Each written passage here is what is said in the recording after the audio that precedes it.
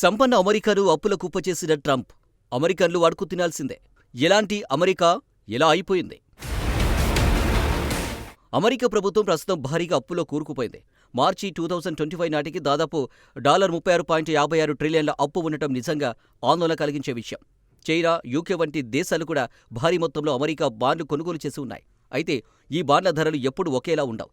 Demand, వడ్డీ రేట్లు, ద్రవ్యోల్బణం అంచనాలు, ప్రపంచంలో అమెరికా మీద ఉన్న నమ్మకం వంటి వాటిని అంశాల ఆధారంగా మారుతూ ఉంటాయి. ఒకవేళ పెట్టుబడిదారులు ఎప్పుడు చేస్తున్నట్లుగా బాండ్లను అమ్మడం మొదలు పెడితే వాటి ధరలు పడిపోతాయి. దీనివల్ల వడ్డీ రేట్లు పెరుగుతాయి.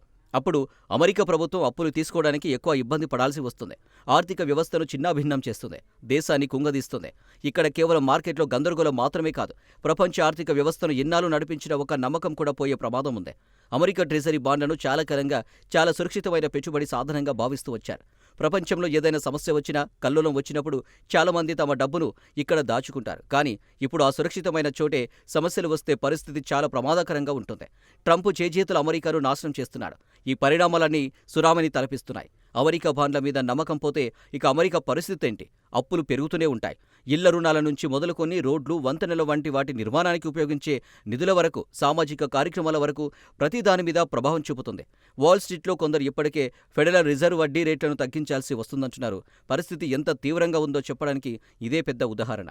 అయితే ఎన్ని సమస్యలు ఉన్నప్పటికీ అధ్యక్షుడు ట్రంప్ మాత్రం తన పంథాను వీడటం లేదు. సుంకాలను పెంచడం, ఇతర దేశాలను బెదిరించడం, అంతర్జాతీయ నిబంధనలను పట్టించుకోకపోవడం వంటివి చేస్తున్నాడు.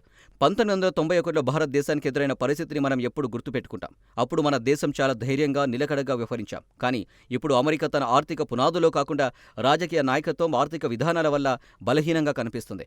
ప్రపంచమంతా ఈ పరిస్థితిని గమనిస్తుంది. నిజంగా ఇది చాలా గందరగోళమైన పరిస్థితి. అమెరికా ఎలా స్పందిస్తుందో, ప్రపంచ ఆర్థిక వ్యవస్థ దీని నుంచి ఎలా బయటపడుతుందో చూడాలి.